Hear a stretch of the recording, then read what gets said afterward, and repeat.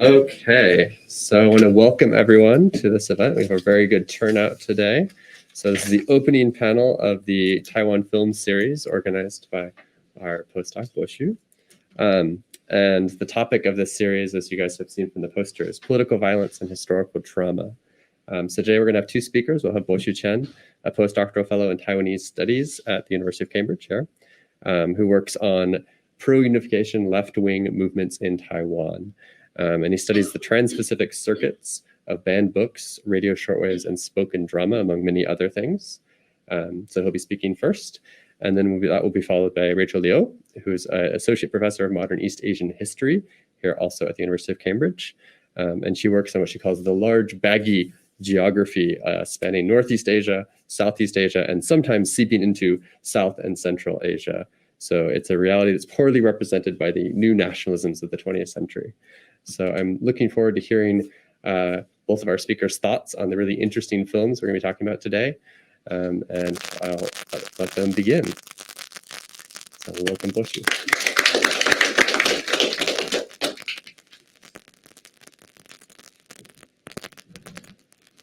Oh, and before we begin, I was going to say we have several sponsors for today's events. So today's event is sponsored by the Taiwan Film and Audiovisual Institute, the Taiwan Cinema Toolkit, the Ministry of Culture of Taiwan, the Taiwan Economic and Cultural Office in Seattle, the Taiwanese American Professionals in Seattle. So I got all of them. Yeah, thank you very much, Nick. So welcome everyone online and in person. And it's our great pleasure to introduce the Taiwan film series, Political Violence, Historical Trauma. My name is Po-hsi, and I'm currently a postdoc fellow in Taiwan Studies here at Cambridge. So before I begin, the Faculty of Asian and Middle Eastern Studies at Cambridge would again like to thank all our sponsors that made this event possible. So the Taiwan Film and Audiovisual Institute, 国家电影及视听文化中心, and Taiwan Cinema Toolkit, they provided us these beautifully restored and digitized movies online. And also we'd like to thank our co-organizer, the Taiwan Arts and Culture Program at the University of Washington in Seattle. And special thanks to its director, Ellen Zhang, for creating this beautiful poster and website. So we will screen 4 films in total this time, including 2 documentaries, 1 experimental short, and 1 feature-length film. And today we will open with Taiwan Black Movies, Taiwan 黑电影, which is about the movies made between 1979 and 82 and 83 that used excessive scenes of sex and violence to probe social issues. It's very nice. It's a very nice overview of Taiwan's political and social milieu of that period. And Absent Without Leave, 不急不离, is a documentary about the Malayan Communist Party. So we're very fortunate to have Professor Leow to join us to explain the historical background to us. And although the documentary itself is not about Taiwan per se, the reason why we still put it here is because the director is based in Taiwan. He's a Taiwan-based Malaysian Chinese filmmaker and can perhaps provide us with an inter-Asian comparative perspective of state violence. And then to our British audience as well, of all these 4 films, Absent Without Leave is probably most directly related because Malaya was under British colonization. And Letter 69 is an experimental short that uses prison letters and family memorabilia to thread the fragments of memories during the White Terror together. And it's a relatively new short made in 2016, the same year as Absent Without Leave. So we hope to encourage these new works as well, and by showing them to our international audiences. After then, we will return to Super Citizen Co., which is a more classic portrayal of a former political prisoner of the White Terror, and the sense of shame and guilt that haunts him and his family after he was released from prison. And to our audience who may or may not be too familiar with post-war Taiwan political history, here's a very brief recap. So the founding trauma of post-war Taiwan can be traced back to the 228 incident here in 1947. After Taiwan was returned to the nationalist government after 1945, the takeover nationalist administration turned out to be even more corrupted than the Japanese colonizers who had ruled the island for half a century. So the 228 refers to an incident where that happened on the 28th of February, so 228, where mainland Chinese police shot local civilians, and then the soldiers brutally suppressed local uprisings across the island. Therefore, it has mainly been understood as an ethnic confrontation between the so-called mainlanders, like 外省人, and the locals, 本省人. And 228 initiated a long period of martial law between 49 and 87, and sometimes it's used interchangeably with the term the White Terror, a period in which discussions on political matters were heavily suppressed. And during this period, one major year is 1979, when the United States severed formal diplomatic ties with the Republic of China government in Taiwan. And in the same year, the Formosa incident broke out in Kaohsiung in southern Taiwan, which is believed to be the largest democratic demonstration after 1945. So the international and domestic tensions gave rise to a series of very low budget, lowbrow, but highly provocative black movies, which we'll watch one of them. We'll watch the documentary about them in a bit. And between 228 and the Formosa incident, the long intervening decades are vaguely referred to as the White Terror. And but what exactly does the White Terror mean? It's sometimes more obscure than 228, and it's sometimes conflated with 228. And 2 years after the martial law was lifted, Hou Xiaoxian made a City of Sadness, 悲情城市, which broke the political taboo by putting the 228 incident on the big screen. And a few years after the release of A City of Sadness, a mass gravesite, or in Chinese called 乱葬岗, with more than 200 tombstones was discovered in Liuzhangli in Taipei, where many political victims, their corpses were randomly hurled and buried right after their execution in the early 1950s, and they weren't discovered until like decades afterward. And so 1 year afterward, in 1994, director Wan Ren used this discovery as the setting of his feature film. It's called 超级大国民, Super Citizen Co., which we will also watch as our closing film. And today I will try to integrate some recent developments in the studies of 228 and the White Terror within our observation about the films. And here are just some of the themes for today. I'm not sure if I can cover them all, but I'll try to get to as much as possible. We are not, I'm sorry if the resolution is not very great, and we're not showing Hou Xiaoxian's City of Sadness in this series, but it's because it foregrounds a lot of issues I'll touch upon today. I will still say a few words. So I'll note that while it was the first film that addressed the severe conflict between mainlanders and locals in the wake of the 228 incident, it also helps covering up a variety of political engagements in the early years of the White Terror. So for instance, the last part of the film tells the story of the Luku incident, Luku 事件, which was one of the biggest guerrilla base of the, quote, Taiwan Provincial Working Committee, or 台湾省工作委员会, or simply 省工委, which was an underground communist campaign that became more active after 228 all over Taiwan. So City of Sadness is not just about the 228 incident per se, but it's also about different forms of political engagements that followed, including left-wing struggles. However, because the film cuts the story short, the film says that it ends at the year 1949. So for a long time, the audience of A City of Sadness often think that the entire movie is just about the conflict, is just about 228, it's just about the conflict between mainlanders and the locals, at the expense of some other forms of political struggles that happened after 1949. So in this sense, A City of Sadness both reveals 228 and effaces other political struggles in the same movie. So in the years of the White Terror. And this would become quite symptomatic for our understanding of 228 and the White Terror in Taiwanese society. The recent declassification of documents and new discoveries and new interviews have also complicated our previous understanding of these political prisoners merely as passive victims falling innocently at the hand of the state persecution. And sometimes the same political prisoners would sometimes give different explanation in different accounts, in different contexts, in different years. This is not because they were lying, though, It has much to do with the process of destigmatization and the extent to which the society writ large can accept their politics.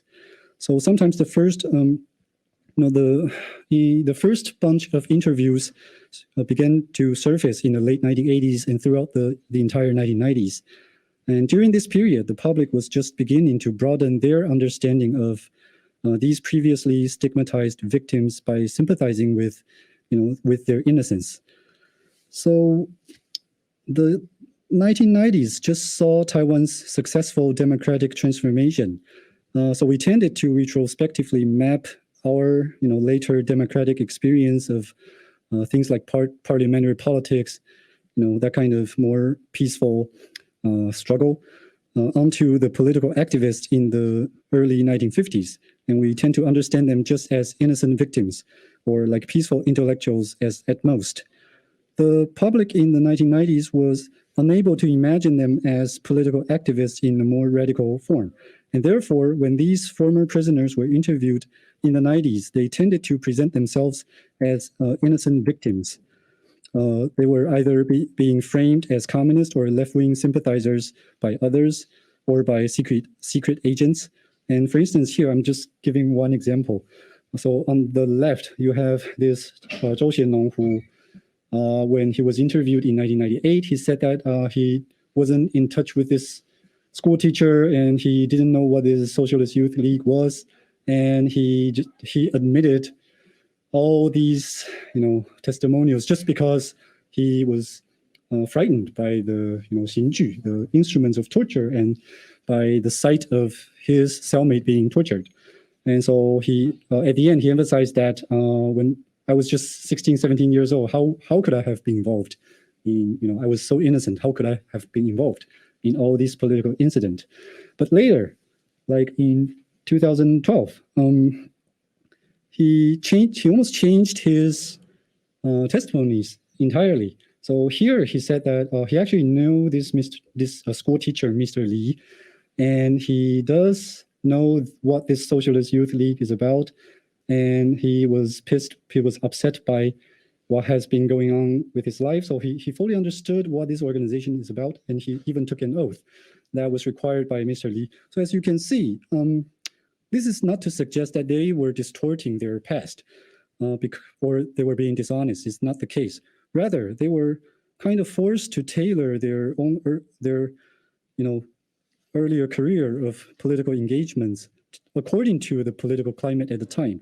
So in the 80s, people were, Taiwanese people were much more friendly towards, the political victims that were innocent. So they kind of, when they were doing their interviews, they also presented themselves as innocent victims. But afterwards, when they think the political climate changed, they also changed their testimonies and revealed more. And sometimes scholarship in English and, it hasn't quite kept up, hasn't quite caught up with these latest new developments. So that's why I think it's worth to mention or introduce here first.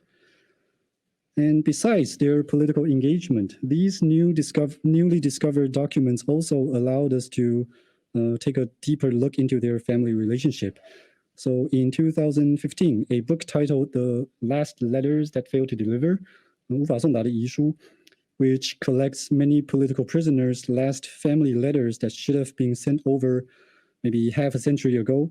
But sadly, these letters never arrived. They were never, they have been kept with other interrogation documents and court verdicts and whatnot. So they had never been received by their family until 2008, when one applicant saw the documents about her grandfather and his involvement in underground communist activities in government records. And she saw that her grandpa wrote 5 letters to his family, to the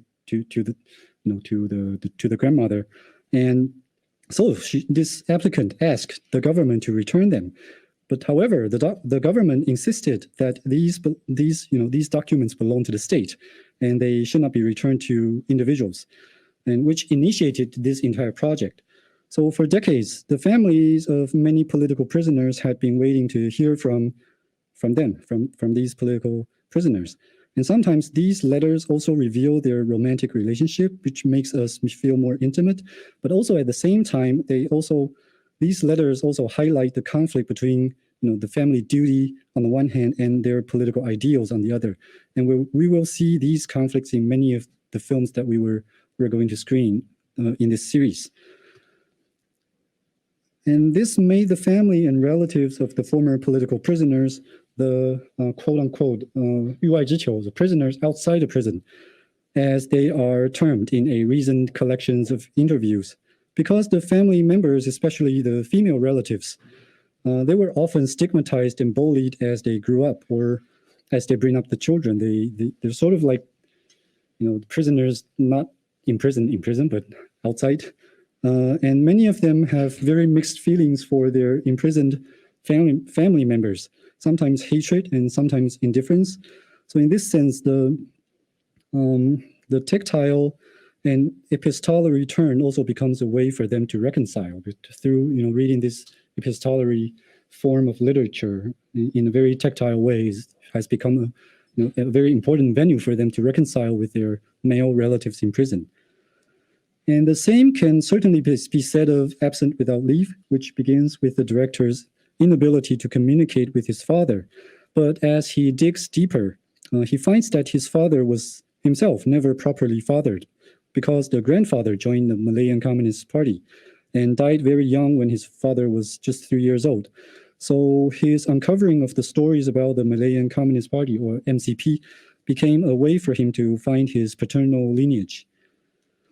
And letter 69 even takes this tactile and epistolary turn a step further to monotype, like 拓印, monotype the characters in the family letters directly on the screen to sort of become a form of subtitles. And also because the political victim in this film served at, so the political victim in this, documented by this documentary, used to serve as a seamstress in prison. So the documentary also used a lot of images of tailoring to thread the family memories together. And this sort of harks back to a snapshot from A City of Sadness that I showed a few slides earlier. So if the prisoners, if the relatives are prisoners outside the prison, then what happened in prison also piqued the public interest long before the martial law was lifted.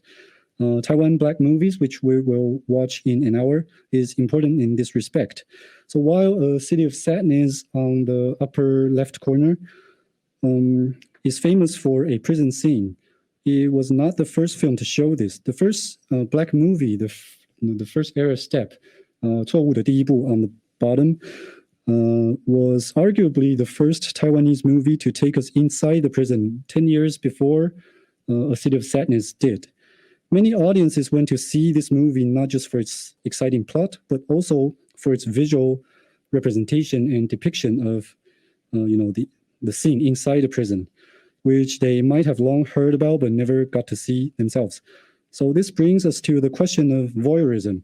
Are these directors using such images just a way to allude to political violence, or were they using the image of political violence to satisfy our voyeuristic pleasure? And the question is even more salient when it comes to the representation of women in these Black movies. Because the filmmakers could not directly tell the stories of the White Terror because of censorship and all that, they often chose the topic of trauma in China's Cultural Revolution, 文革, after the literary genre of scar literature, or 伤痕文学, was made available in Taiwan. And these movies often use excessive scenes of nudity or violence to cater to the audience in an increasingly commercialized Taiwanese society, but then use the disguise of patriotism and anti-communism to justify these sensationalized scenes. So my question is again, well, are these directors using sex and violence to insinuate or implicate political situations across the Taiwan Strait and state violence, or are they turning state violence itself into a voyeuristic source, like source of pleasure for the eye, in the name of political criticism? Oh, and before I forget, we will have a chance to talk to the director, although the time is not very friendly for the UK audiences, but after you watch the screening in the next hour, you can if you have any question, please let me know on your way out, and I can pass the questions to the directors.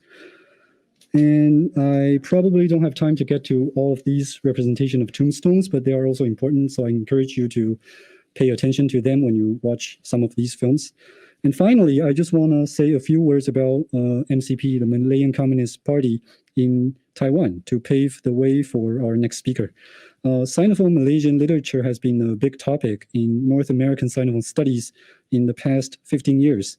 And in Taiwan, the inclusion of Malayan Chinese can be dated back to the government policy to expand its national imagination of the Greater China, because we used to want to compete with the PRC in terms of who represent the legitimate China. So we need to open up our scope to include as many overseas Chinese as possible.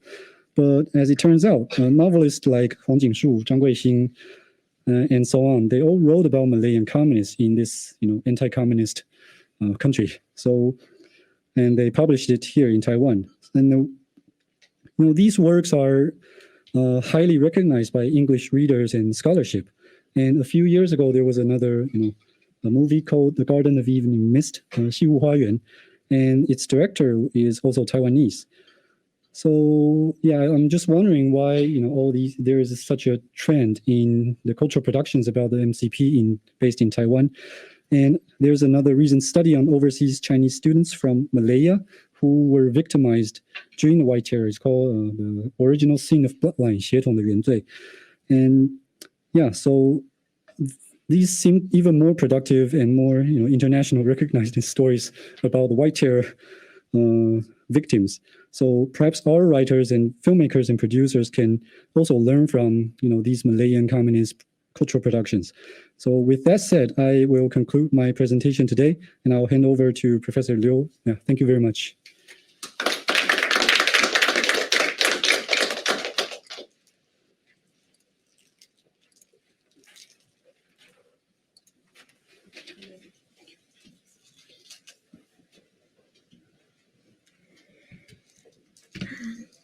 I'm going to take this. Thank you so much for inviting me, Po-hsi, to this film festival, and it's wonderful to be able to talk to all of you about this. I was so excited to see that Po-hsi had included this film in his... They can't see it? Yeah.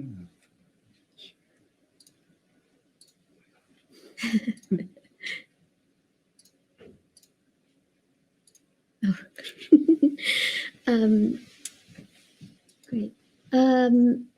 So yeah, I was very excited to see this film included on Po-hsi's list because I think it's a wonderful film and has been recognized among Malaysian and Taiwanese audiences. And actually, its reception in Malaysia was in Dr. Zhivago's style actually increased because it was banned by the state government for touching on themes about communism too directly and not sympathetically enough to the fundamentally anti-communist stand that the Malaysian government took in order to achieve independence. So that probably gives you some part of an answer to what Po-hsi was saying at the end of his talk, which is why is it that so many Malayan Chinese writers have ended up in Taiwan, and that is one of the reasons that writing and making cultural productions about communism has been so heavily circumscribed in the cultural space in Malaya that in a way Malaysia has ended up indirectly exporting its best Chinese writers to spaces where those kinds of cultural productions can be aired and find more space in the public sphere. So that was my, I'm going to just begin very briefly by giving some context to the film. And I really encourage all of you to watch it. I think it's being showed on Thursday. I think that's when you can access it. So I'll just start with some words on the film and then touch on three sort of contextual themes that I think will help those not familiar with the history of communism in East Asia to set the kind of background for the film. So firstly, as I said, the film was banned in Malaysia, and Po-hsi has done a very good job about introducing the kind of main storyline of the film, if you will, which is that it features a man, Leow, whose grandfather joined the MCP, and whose father therefore grew up without a father, basically, because he died when he was 3. And the absence of father figures in the film is something really arresting.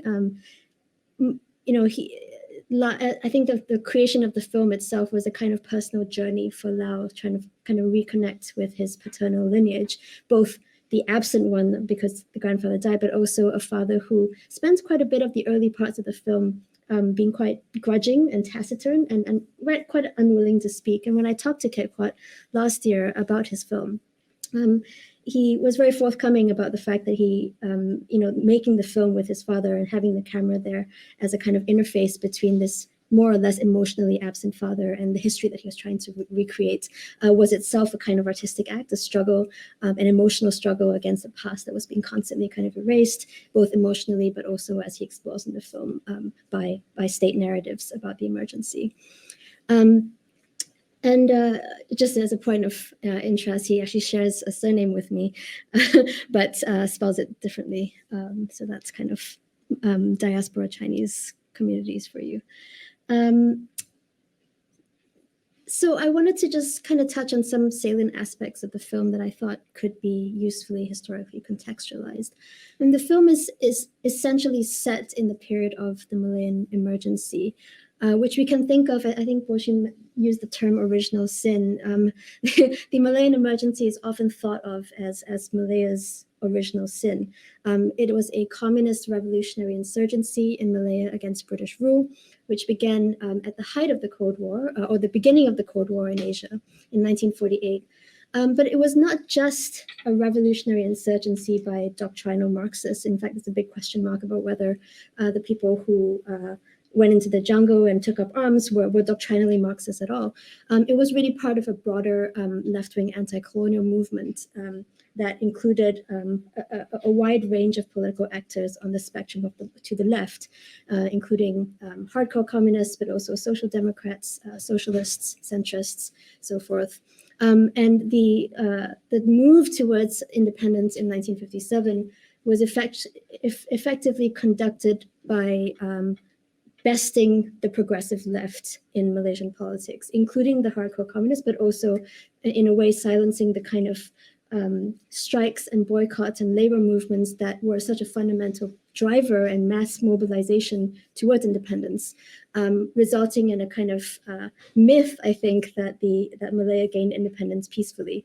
In fact, that peacefulness was undergirded at all points by profound violence. And it's really revealing that Malaya became independent in 1957, but actually the emergency, as it's termed, was only formally ended in 1960, and actually a lot of the repercussions of the emergency continued well into the 60s after that, including one of the people who's mentioned in the film, who is imprisoned until 1963 and then is only deported when I think with the last batch of formal deportees from Singapore. So when we talk about the independence of Malaysia within this context, we recognize that this peaceful transition to power was, at least from the perspective of the Malayan Communist Party, not at all a non-violent one, and that bleeds out very culturally into the film. The emergency regulations, which were imposed in 1948, did exactly what they were intended to do, which is to provide a framework for the threat of violence to permeate everyday life. They gave the government of the day extraordinary powers, power of arrest, of detention without trial, collective punishment, setting curfews for when you had to be back in your house, of deportation and banishment. They imposed restrictions on nearly all areas of social life, curfews, restrictions on movements, and mandated population registration. And just put some kind of stats up there for you. One of the big capstone achievements of the Malayan emergency was the mass resettlement of a large proportion of the Chinese population into urban areas, or Xingchun, the new villages. which was thought of as a kind of counterinsurgency strategy to cut off supply lines between communists in the jungle and their people who were giving them rice and helping them to survive in the villages. When you look at the figures, it's actually quite remarkable. It's about 10% of the whole population at that time was forcibly removed into these villages, and then 30% of the whole Chinese population. Deportation was the other end of that strategy. So if you can't resettle your problematic subjects, then you arrest them and imprison them, and then get rid of them by sending them home. And I'll get to that later on. But again, a small but not insignificant proportion of deportees were also Chinese were deported in this period, around 2% of all Chinese, or 0.5% of the total population. It's also worth noting that the use of the word terrorists was a later imposition. So in the beginning, the rhetoric about the MCP was that they were bandits, but they moved increasingly under kind of Cold War strictures and the kind of enticements of using communism to best their subversives, of calling them terrorists. And you see this in the film as well, with Kekwat kind of silently, some parts of the film are Kekwat sort of speaking to a grandfather who will never respond. He says, Gong Gong, this is what I'm thinking. And at one point he says, Gong Gong, 你是一个恐怖分子吗? Are you a terrorist? And there's no answer to that, because they can never be. Was he a terrorist? What was his reasons for joining the MCP? When I spoke with Kekwat, he said that he believed his grandfather joined not for doctrinal reasons, but because of a vague sense of camaraderie carried over from the anti-Japanese resistance. And I'll come back to that theme in a little bit. And many joined for a sense of brotherhood, or for mutual support or mutual aid, banding together as the British government became increasingly suspicious of the activities, so kind of polarized them. And of course, there was a kind of left-wing politics in the air. So there are lots of reasons why people joined the MCP, but in 1948, that political choice became irrevocable. You either were or you weren't a bandit, you were or you weren't a terrorist, and the lines became more and more hard drawn. And all of this kind of complicated history, particularly the relationship of the MCP to the anti-Japanese resistance during the Second World War. And I should just state here that the Malayan People's Anti-Japanese Army was the backbone of the anti-Japanese resistance during the Japanese occupation in 1942 to 45. And in fact, they were armed and trained by clandestine British forces who were sent from Delhi, from India, into the jungles to kind of arm the anti-Japanese resistance. And many of those MPHAA later became full-fledged MCP members. So there is a genealogy of resistance that is traced irrespective of the caesura of 1945. The perception of a lot of MCP comrades is that they moved smoothly from the anti-Japanese struggle to the anti-British struggle. And that is one of the reasons why I think the trauma and violence of the emergency is very difficult to remember at the national level. In the film, you hear a lot about narratives of sacrifice, of 牺牲, and there's a lot of talk of martyrs, 烈士, sacrifice. And I think Po-hsi showed a picture of a stele, 纪念碑, which is a martyr's 纪念碑. It's a way to kind of commemorate the fallen comrades of the anti-Japanese resistance. And it's really revealing that the date that is commemorated on that is 9/1. It's September the 1st, 1942, not 48, right? This is, again, the continuity of the anti-Japanese resistance.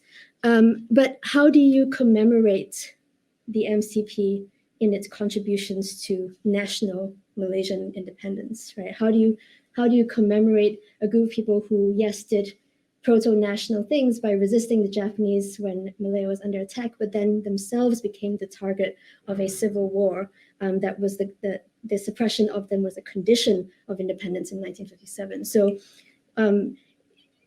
this is one of the themes, and I think commemoration of World War II in East Asia, in Korea, in Japan, the the move towards commemorating and thinking about what World War II meant is maybe a little bit less fractious than in Southeast Asia, where there's problems about how do you commemorate collaborators, how do you commemorate these kind of people who were resistors, but then internal enemies. So the result of it is that there's zero national commemoration about World War II this period of time in Malaysia, and the commemoration of the Lieshi and the MCP is relegated to private spaces, to kind of fugitive commemorations. That stele that Po-hsi showed was actually destroyed and had to be reconstructed in clandestine in a private factory space. And even as they were reconstructing it, they were coming under kind of police suspicion, and they had to kind of explain why they were doing it. So there's a real difficulty about how do you commemorate such a complex history.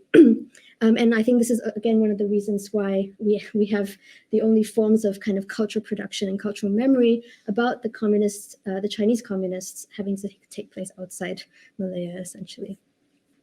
And the other point about remembrance of the MCP, and this is another theme that comes up in the film. Right in the middle of the film, there's a section about Malay communists.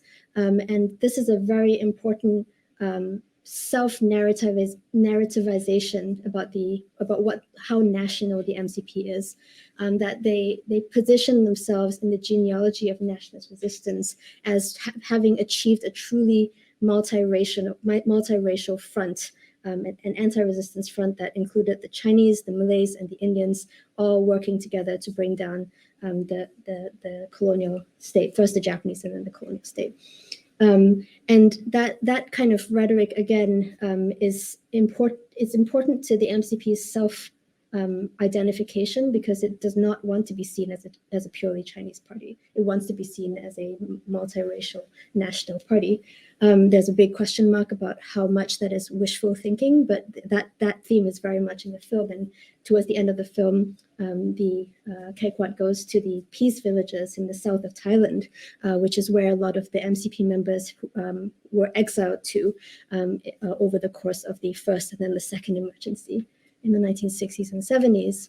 And there they sort of paint the picture of the peace villages as these harmonious spaces where Malay and Chinese communists dance the yanke together and have a very harmonious relationship. And that's very much part of the MCP's narratives. So national trauma, very, very difficult to commemorate. Oh yeah, here's the stele. So that was the original Jilin that was torn down, and then they reconstructed it in this. It's not even in the ground. It's sort of on this, what is it called? Like a platform that can be moved around on wheels, with a little fence around it to prevent naysayers from getting at it with a hammer. And here's the Malay Chinese transracial harmonious narrative of the MCP. If only the Chinese form would have been successful. In truth, the Malay contingency within the MCP was very small. There was a regiment of fighters, but a great deal has been made of that, the 10th Regiment, the Malay regiment, for these reasons. So I'll move on quickly to well, I guess what I'm sort of categorizing as transnational trauma, because the Malayan emergency is often studied in a very narrow, circumscribed national way. It's as I said, the original sin of Malaysian historiography, but it's also studied as part of Britain's kind of embarrassing successful colonial wars, small wars alongside Aden and Cyprus and Kenya especially. But what it is in those registers is essentially a domesticated counterinsurgency story. We think of it as, terrorists who were gotten rid of, leading to the great independence of Malaysia. But I think through a different lens, it is better placed in a story about the emergence of the Cold War in East Asia. At the beginning of the Allied occupation of Japan in 1945, the declaration actually of martial law in Taiwan and the White Terror period inaugurated in 1947 that Po-hsi was talking about earlier, and the declaration of emergency in Malaya in 1948 actually appear in this larger frame as kind of starting salvos or the thin end of the wedge in what will eventually widen into a great arc of containment, anti-communist violence that was essentially seeking to reconfigure the region's relationship to communist China, in part by exercising this logic of partition across the region. So the enacting of two Chinas in 1949, of two Koreas in 1953, of two Vietnams in 1954, and then installing or co-opting avowedly anti-communist or authoritarian regimes elsewhere across the East Asian region if they can prove their anti-communist credentials. For example, the Philippines is made independent in 1946 because it's very much a kind of pro-US space, and the Kuomintang rapidly aligns to the Philippine Huaqiao community there. And the cases of Singapore and Indonesia by 1965 suggest the variability of forms in which this proof of anti-communism could take. So, for example, in Singapore in 1965, the censorship, proscription, mass arrest, and domestication of the progressive left in preparation for Singaporean independence takes place in the early 1960s. The trade union movement is crushed, and Singapore becomes independent in 65. But then in Indonesia, it's not just the locking up of trade unionists, it's mass murder, the decimation of the PKI, the Communist Party of Indonesia, and the mass killing of some 1 million suspected communists in the 1965 to 66 killings. Both of those events take place in 1965. And so from this perspective, the outcome of the Chinese Civil War in 1949, the creation of anti-communist China or Taiwan is a defining moment in the story of these developments, much more so than the conventional end of the Second World War in 1945. And so it's no wonder that all of these, provoked profound traumas. Anti-communist persecutions in this great containment arc were widespread and shocking and are really only slowly beginning to be unearthed. I'm thinking here of Tongchai Winnichako's recent book called, I think it's called The Memory of Unforgetting. I can't remember what it's called, but he uses this phrase unforgetting to talk about the disremembrance of the anti-communist and anti-student massacre at Thammasat University in 1976, which is very much part of this anti-communist story. These silences have slowly begun to be unearthed, and really interestingly in film, as Po-hsi's list of films suggests, there was a memory boom in the 1980s and early 1990s that gave a kind of cultural weight to this re-remembering of disremembered and neglected silences. I think I like Mark Mazaura's observation there, which is, he says that anti-communism provided a language that made mass killing permissible to the leaders of the free world, and that anti-communism was actually an ideological source for enormous violences across this kind of anti-communist containment arc. And that trauma was compounded by ambiguous relationships to state, lack of investigation of mass massacres or mass murders, or outright complicity in them by the state has made these narratives very difficult to remember again. So this relationship between violence and trauma and memory is deeply embedded into the fabric of this region, in large part, I think, because of these Cold War legacies. Just got some pictures here of Xisheng. So finally, I wanted to talk just a little bit about personal trauma, because all of these are great macro historical structures. And actually one of the strengths of Kekwa's film is that it highlights very nicely, I think, the extent or the ways in which these macro historical processes of the Cold War and decolonization and so forth are actually registered on the ground at the grassroots. And as I said at the beginning, the absence of family members absolutely runs through the films. There's a missing grandfather, there's an emotionally absent father, there are children born to MCP members in the jungles who are given away at 2 or 3 days old. There are children of deportees who are classed as guiqiao on the Chinese side, who actually because of the way that PRC history unfolds, become problematic classes or dangerous classes during the move towards radical socialism, and become outrightly persecuted for their bourgeois and foreign connections during the Cultural Revolution. And there's trauma on that side as well. And I've got some slides from the film here about this love. After a few days, we gave the little boy at the top away, like at 2 days old. This boy later, I think, is raised by one of those families in the peace villages in Thailand, and so grows up speaking Thai. And so many years when he's reunited with his parents, they literally can't speak to him because he's grown up essentially Thai speaking. Just the quote there that we're not. 我们并不是唯一离散的家庭. We're not the only family in Malaysia. He's just showing kind of a small subset of the kinds of family separations that run through this period. So what I liked about the connection that Po-hsi was making with the 69, the letter 69, is this issue about trauma that transcends the textual record and can only be recovered through oral histories or through unconventional or unhistorical forms of research and writing, and a lot of Kate Watt's film is done precisely through that kind of oral history research. The second point to make is that families that were separated through this deportation process really complicate the picture of the Chinese in Malaya as being diasporic. I've always really hated that term, but I think the deportation issue really brings that to the fore, because the diaspora or deportee subject is really constituted through state archives.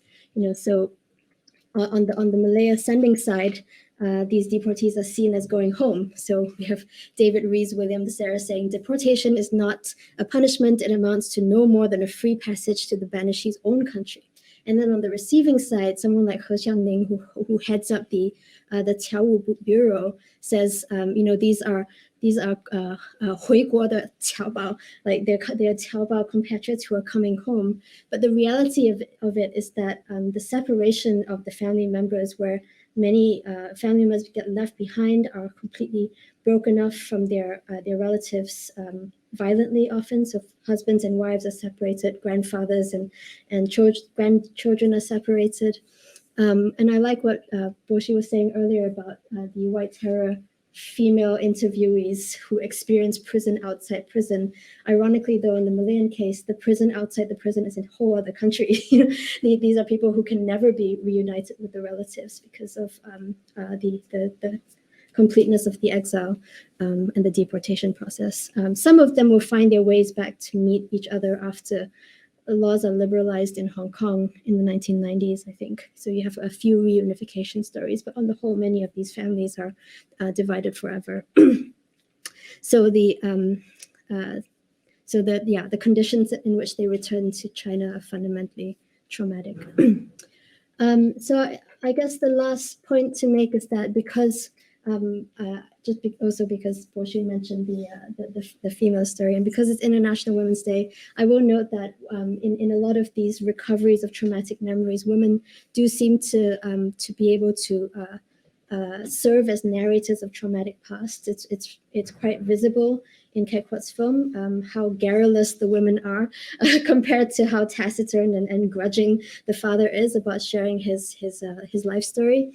And this is actually also echoed in the film, in my own film, where I do try to kind of interview some of these left behind family members. And a lot of them that I interview are women, or the ones who are willing to speak to me about it anyway. And also my favorite bit in the film is when right towards the end, he films a table of ex-MCP ladies singing songs over the dining table, and I just thought it was absolutely wonderful. Anyway, so I will end there. I hope that was helpful, and I'm really happy to answer any questions. Thanks.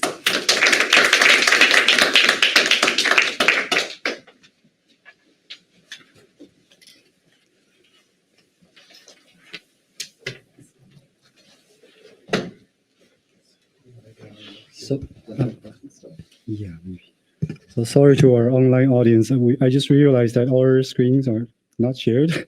like successfully. So we will like re-edit our slides with the talks, and later we will re-upload it. I'm so sorry. Oh, no. Yeah, it's the first time I used this online platform, so there was a glitch. Yes, sorry about that. Yeah, so should we? So I guess we're going to move on to our question session here. So I'll invite our two panelists to sit down at the front. And then we'll see. So I guess I'll let give you guys a chance to think of some questions you want to ask. I guess the first question, just kind of start off that we could talk about here, is I think it's really interesting that we talked about how Taiwan is kind of this liminal space where so many of these films and so many of these stories can be told. And I'm wondering if you wanted to speak a little bit about how you see Taiwan, because the fact that these films are being shared in Taiwan and then from Taiwan, they're coming to the UK. So, do you think that without Taiwan, do you think these stories would be able to maybe have the audience that they have? Either or, yeah. Well, actually, sometimes the situation is the reverse, because when The City of Sadness was first produced and released in 1989, it was first censored by the Taiwanese government because it touched upon such a sensitive issue. So the thing is that it actually won the Venice Film Festival, the Golden Horse Award, not Golden Horse, Golden Lion Award in the Venice Film Festival first, and then because of this international success, that it was able to be brought back to Taiwan. So back then, it wasn't actually like Taiwanese people being able to tell these stories about Taiwan to the international audience. It's the international recognition that it acquired that helps these films to be brought back to Taiwan. So the situation is actually quite counterintuitive, but it was the situation at the time. Yeah. I'm not really a film expert, so I can't really comment on the circuits of film. I would just reiterate that I think Taiwan represents a certain kind of space for Malay and Chinese producers to make cultural productions that are less possible at home. Thank you. Do you have any questions from the audience? You want to ask anything? Yeah. First, thanks for this fascinating talk and sharing and about the background of this film. And I actually have one question to Professor Leow. It's about the how Malaysian context of filmmaking. So so in Po-hsi's talk, we kind of get a sense about after the lifting of martial law, there are Taiwanese filmmakers trying to think about it trauma, from the past, and they're kind of shifting representation and sub-representation of these participants. But I'm just wondering, in Malaysia, is there a specific time when people beginning trying to make these films? And as you had mentioned, the film has been banned in Malaysia, and it's just is there a specific time in Malaysia that the political context more relaxed and people trying to make those films, and then the political context shift, or it's always be so a taboo kind of forbidden topic that it's just these film the Upset Without Leave, just when the filmmaker try to do making this film, he knows that it will get bad. So just wonder about the context. I think in fact all three of Kate films are banned in Malaysia.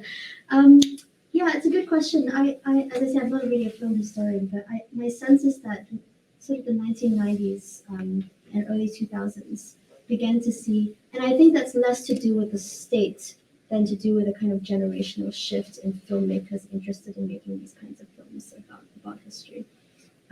So the Malaysian government signed a peace deal with the communists in 1989. And then we have the end of the Cold War, and there is a lot of efflorescence in the cultural space after that. It's a kind of peak of transnationalism in the 1990s, and there's all kinds of things happen. But I think the main shift is actually generational. One of the things that connects Kate Watt's film to the interviews that I did for my film was that this kind of historical explorations tend to skip a generation. So Kate Watt didn't at all know his grandfather. The grandfather is the absent one, and then the father refuses to talk until really prodded. And there's a woman that I interview in my film where the pattern is the same. So the grandfather is absent, the parents refuse to talk about it, and the children insist that they must talk about it. So I think it's actually that framework that is much more generative than the filmmaking landscape in Malaysia, which has always been very circumscribed, particularly about communism. And not just film, but also literature, cultural productions, art. So yeah. Thank you. Can we ask just to have you introduce yourself really quickly, just so before we ask the question? So, do you want to just say your name and your? I'm Leow too. I'm like a PhD student in the HBS department, history and philosophy of science. I study like the agriculture and environment in Southeast Asia around like 1970 to present. Perfect. All right. Thank you. I think Nuri, you had a question. My name is Nuri Kim, and I teach Korean history here. So thank you very much for this very interesting presentation, both of you. So it seems to me that based on your presentations, that these films are very much about, it's very much about confronting the past. It's very much kind of maybe aligned with some sort of truth and reconciliation process that's taking place in many other countries. It's about reckoning with a very painful past of anti-communist terror, things like that. So my question is, what kind of impact does it have on contemporary, let's say, Taiwanese or Malaysian society? Because oftentimes bringing up these old memories is also tantamount to opening up old wounds, and they can lead to, calls for some sort of retribution. And I'm wondering what kind of conflict these things create, because in the Korean context, you can see that reckoning with the past does create conflict in contemporary times. So again, the Malaysian context or the Taiwanese context, I would assume that it's not just all beautiful. It's not just all about reconciliation and harmony. Well, in recent Taiwanese history, it does have created a lot of issues, because some of these documents have to be kept secret, because because some of the records indicate that some of these people later became informants for the government, and they gave up some of the names to the government, and because of that, some other people were imprisoned and even executed. So the documents are, even today, are still just partially open, and they are mostly open just for the direct relatives, like sons and daughters and grandsons and daughters, and other people cannot apply for documents that are not about their own close relatives because of that, because knowing all these details of people turning against each other will create some problems within interpersonal relationship. But I would say that one of the slides I show about the last letters being published, the collection of last letters being published, it was quite a success, because and it was sold out. It's now out of stock. So I think it does have some successful aspect, because by showing these intimate letters, it creates a more intimate sense between people, and I think that if you approach it through a softer angle, then I think it's still able to create that kind of reconciliatory result. But sometimes it can be very problematic in terms of the extent to which you have to reveal the documents. Yeah, it's probably more complicated because of the ethnic diversity in Malaysia and the way in which certain films that address the communist legacy have been able to as long as they're targeted solely at Chinese communities, they tend to be overlooked much more than if it was, for example, there was a very famous, infamous film made about Malaysian communism by a Malay film author, and that really kicked up a lot of fuss. I mean, it was very exciting. Lots of people watched it, but it was it inaugurated a period of extreme censorship about communist productions. But I think I don't think that the making of films has led to a kind of cause for reconciliation very much because of that ethnic bifurcation issue. What I do think it has done is generate. I think it's slowly beginning to make communism less taboo in the public sphere. Simply because after it's been 20 years now, like since the 1990s, there have been quite a few films made. Younger generations are much more willing to be curious about it rather than be skeptical or taboo about it. So I think it's generating an atmosphere of curiosity rather than kind of angry calls for reconciliation. I think maybe the international dimension of this story might garner more sympathies from a kind of decolonizing agenda. The Malayan emergency in context of a calls for recompensable empire rather than by the Malayan Chinese communities specifically. I can see that recompence happening. Okay, I'm not sure exactly what happened there. Oh. Our screen is off. We'll figure that out in a second. What do you think? I think we probably have time for one more question, and then we'll go to our break before the screening. So I'll ask I'd like to ask you if you know the Joshua Oppenheimer film about anti-communists murdering people who they claim were communists, but I think this is highly dubious, and the filmmaker does as well. Do we have any Malaysian films, or Malay films as you call them, which also shed a light on the generals who were thrilled about being able to kill millions of people who they didn't like and they called communists? The film you're referring to is The Act of Killing. Yes. Joshua Oppenheimer. Yeah. I mean, I think that film has done all it can with the generals. What's remarkable about that film is how it managed to convince, historical protagonists themselves who were complicit in those killings to then come and reenact them. And they were proud of the killings. Yeah, it's a very strange and unsettling film. I can't think of anything like that in the Malayan case now. And certainly not Malayan commentaries on the Indonesian case. But I think the Indonesia film speaks to the broader point that the term communist or the charge of being communist was being instrumentally used over the kind of early Cold War period, beginning in Taiwan, but then subsequently throughout the region and ending really traumatically in Indonesia, to essentially use the Cold War context to quash problematic opposition. Yes. And I think the film does a very good job of highlighting the complicity of the generals in that process. But could you ever imagine a case when the Malays might allow a film of that kind to be made, or No. I can't know. And do we know if the film, how it was received in Indonesia? I'm It's sorry. very So it's been screened and everything in Indonesia. Very, very widely screened and widely prized by a number of people for the truths it told, very uncomfortable truths.